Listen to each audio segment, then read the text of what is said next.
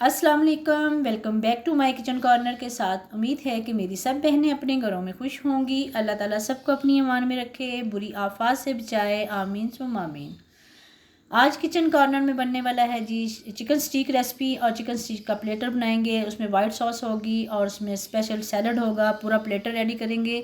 Video में शुरू से लेके एंड तक मेरे साथ रहिएगा ताकि आपको स्टेप बाय स्टेप सब आसानी से समझ आ जाए। ये बहुत ही मज़ेदार और यमी किस्म की रेसिपी है, ज़रूर आप बनाएंगे, ट्राई ज़रूर कीजिएगा। सबसे पहले हम यहाँ पे ले लेंगे चिकन ब्रेस्ट ले लेंगे। और मैंने एक चिकन ब्रेस्ट ले लिया है, इसको अच्छी तरह धो के मैंने साफ़ करके खुशक कर लिया था। अब इसके मैंने 4 पीस करूँगी। 4 पीस मतलब कि हर पीस के दो अगर पीसीज हैं, 2 ब्रेस्ट हैं तो इसके 4 पीस बन जाएंगे। इक्वल 4 पीस सेंटर में से कटिंग करेंगे तो इक्वल 4 पीसीज हो जाएंगे और बहुत ही शानदार किस्म की कटिंग हो जाती है। मुश्किल बिल्कुल नहीं होती, बस थोड़ा सा अंदाज़ा रखना पड़ता है कि पीस बड़ा छोटा ना रह जाए, इक्वल पीस करने होते हैं। उसके साथ ये मेरे पास टूल है, अगर आपके पास अवेलेबल है तो आप इससे कर लें, अगर नहीं है तो आप कांटे के साथ या छुरी के साथ इसको हल्के हल्के कट लगा लेने हैं। बहुत गहरे कट ना हो, बस लाइट से हल्के हल्के कट लगे ताकि मसाला अंदर तक रच जाए। ठीक है। अब यहाँ पे जनाब फर्स्ट स्टेप हम करेंगे, इसका मसाला रेडी करेंगे। इसको हम मैरिनेट करने के लिए मैंने 2 से 3 टेबल स्पून इसमें कुकिंग ऑयल ले लिया है। उसमें 3-4 जवों को मैंने ले लिया है, पेस्ट बना लिया था लहसुन का। और उसमें black pepper half tea spoon इसमें नमक है, हाफ़ टी स्पून धनिया पाउडर था, हाफ़ टी स्पून गरम मसाला पाउडर है और 1 टीस्पून जो है वो दादर मिर्च है। और इसी के साथ हाफ़ टी स्पून से थोड़ी सी कम मैं सुरख मिर्च भी ऐड करूँगी ताकि उसका थोड़ा सा कलर अच्छा आ जाए। साथ में 3 से 4 टेबल स्पून इसमें मैंने लीमू का रस ऐड कर दिया है। अगर आपके पास वैसा साबुत लीमू है तो आप पूरा लीमू इसमें निचोड़ लें। बड़ा है तो 1 निचोड़ लेंगे, छोटे हैं तो 2 निचोड़ लें। ठीक है। और यहाँ तक तो हो गया। उसके बाद इसको अच्छी तरह मैरिनेट करके 2 से 3 घंटे के लिए रख देंगे। अगर 1 दिन पहले मैरिनेट करेंगे तो बहुत अच्छी बात है, अगर नहीं भी करेंगे ना तो 1-आध घंटे में भी अच्छा ये इसका टेस्ट आ जाता है, अच्छा अंदर तक रच जाता है। अच्छा, मैरिनेट करके रखने के बाद मैंने उसमें ले लिया है पैन में 3 से 4 टेबल स्पून कुकिंग ऑयल लिया है। उसमें 2 जवे जो है ना लहसुन के, उसको पेस्ट बना के अच्छी तरह मैंने दादर करके उसको डाल दिया। उसको हल्का सा भूनना है, बहुत ज़्यादा डार्क ब्राउन नहीं करना, लाइट सा ब्राउन हो जाए, बिल्कुल मतलब काले रंग का ना हो, हल्का लाइट ब्राउन हो, उसकी खुशबू अच्छी आ जाए। उसमें मैंने ऐड कर दिया है जनाब मक्खन।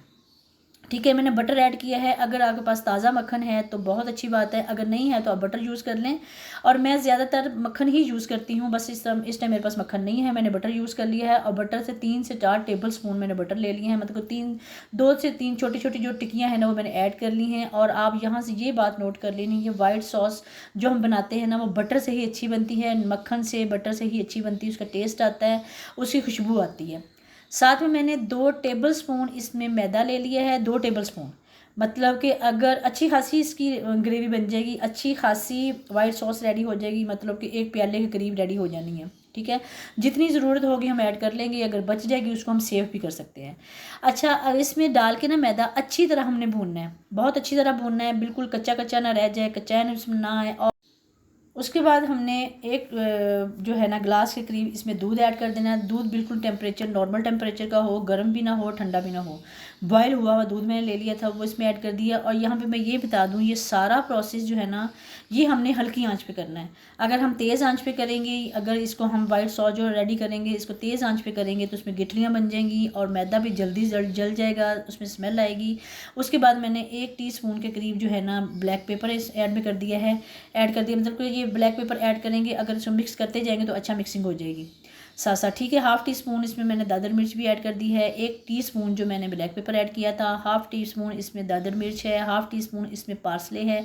अगर आपके पास पार्सले नहीं है तो कोई इशू नहीं है, इसकी जगह पे आप कोई भी चीज़ यूज़ कर सकते हैं, मतलब खुशबू के लिए इसमें पुदीना ऐड कर लें, कुछ भी ऐड कर सकते हैं। अच्छा, ये जो है ना मैं इसमें ऐड करती हूँ वाइट तिल, ये ऑप्शनल है, जो जिनके घर में खाना पसंद करते हैं वो ऐड कर लें, जिनके घर में खाना पसंद नहीं करते वो बिल्कुल नहीं करें, क्योंकि हमारे घर में वाइट तिल बहुत शौक से खाए जाते हैं, मेरी बेटी बहुत शौक से खाती है। उसमें मैंने 1 टीस्पून इसमें नमक भी ऐड कर दिया है, 1 टीस्पून से थोड़ा सा कम ऐड किया है, क्योंकि बाकी भी चीज़ों में नमक ऐड हो चुका है और ये बहुत ज़्यादा नमकीन ना हो जाए, इसलिए 1 टीस्पून से थोड़ा सा कम मैंने नमक ऐड किया है।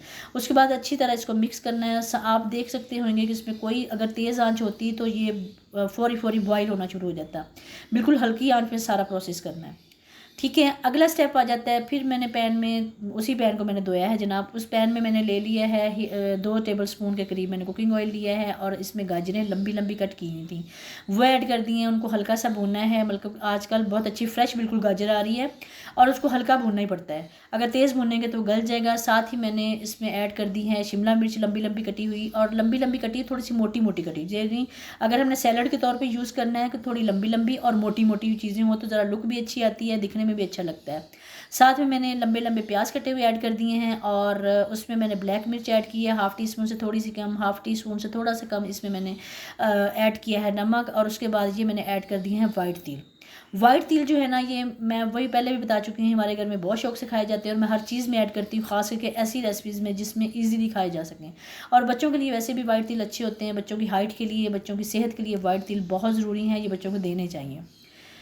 ٹھیک ہے، اگر نیکسٹ اسٹیپ جو ہے نا، وہ ہم نے میرینیٹ کر کے رکھا ہوا تھا چکن، یہ پارسلے میں نے جو بنا کے رکھے ہوئے تھے، اس کو میرینیٹ کر 3 سے 4 گھنٹے میں نے رکھا ہے۔ اگر آپ نہیں بھی 3-4 گھنٹے رکھیں گے تو کوئی بات نہیں ہے، آپ 1-آدھا گھنٹہ بھی رکھ لیں گے تو کوئی مسئلہ نہیں ہوگا، اندر تک مسالہ رچ چکا ہوتا ہے۔ تو اس کو میں نے پین میں جب 2 سے 3 ٹیبل اسپون آئل لیا ہے، اس میں رکھے ہیں اور ہلکی آنچ پہ اس کو ڈھک دیا ہے۔ 15-16 منٹ لگتے ہیں، اس سے زیادہ نہیں ٹائم لگتا۔ 15 منٹ بعد اس کو میں نے جب دوبارہ چیک کرنا ہے تو اس کو سائڈ الٹ پلٹ کر کے دیکھیں گے تو اندر تک اس کا سیک، اس کا ٹیسٹ پہنچ چکا ہوگا۔ ٹھیک ہے، اور یہی کام آپ اوون میں بھی کر سکتے ہیں، آپ مطلب کہ اس میں ایئر فرائر میں بھی کر سکتے ہیں، اوون میں بھی کر سکتے ہیں، اس کو آپ فل ڈیپ فرائی بھی کر سکتے ہیں، کوئی مسئلہ نہیں، آپ کو مسئلہ یہ ہے کہ اس کو فرائی کرنا ہے۔ میں ہلکی آنچ پہ اس کو فرائی کر لیا ہے، فرائی کرنے کے بعد جناب وہ بالکل ریڈی ہو چکے تھے، دونوں جو ہے چکن بھی ریڈی ہو چکا تھا اور میری ساس بھی ریڈی ہو چکی تھی، وائٹ ساس، میری ساس نہیں، وائٹ ساس بھی ریڈی ہو چکی ہے، سیلڈ بھی ریڈی ہو چکا ہے، اور ساتھ میں نے آلو کے چپس بنا لیے۔ آلو کے چپس بھی تھوڑے سے لمبے قتلے اور موٹے قتلے کاٹ کے بنائیں گے تو بہت ہی یمی بنیں گے۔ آلو کے چپس بنا لیے، یہ ہمارا شاندار سا پلیٹر ریڈی ہو گیا ہے، اس کو ہم 3 سے 4 لوگ ایزیلی ہم پیٹ بھر کے کھا سکتے ہیں، لنچ ٹائم ہو گیا، اور یہی چیز اب بچوں کو لنچ میں بھی دے سکتے ہیں، مطلب کہ اسکول میں ٹفن میں پیک کر کے یہ سارا کچھ دے سکتے ہیں، ساری صحت مندی والی چیزیں ہیں، اس میں کوئی بھی چیز ایسی نہیں ہے کہ جو بچوں کے لیے اچھی نہیں ہے۔ بس اتنی سی میری ریسپی تھی، انشاءاللہ آپ کو ضرور پسند آئی ہوگی، اگر پسند آئی ہے تو گھر میں خود بنایا کریں، بچوں کو اپنے ہاتھ کا کھانا بنایا کھلایا کریں، یہی چیز بچے باہر سے لے کے جب کھاتے ہیں تو کوئی پتہ نہیں ہوتا باہر ہوتا کیا ہے۔ گھر میں بنی ہوگی، تھوڑی سی محنت ہوتی ہے، ماؤں کی تھوڑی سی محنت ہوتی ہے، اور گھر میں بنی ہوگی چیز کا پتہ ہوتا ہے کہ ہم کیا کھا رہے ہیں۔ بہت ہی مزیدار یمی قسم کا پلیٹر ریڈی ہو گیا ہے۔ اسی کے ساتھ میری آج کی ویڈیو کا بھی اینڈ ہوتا ہے، انشاءاللہ نیکسٹ کسی اور ریسپی کے ساتھ ملیں گے، تب تک کے لیے اللہ حافظ۔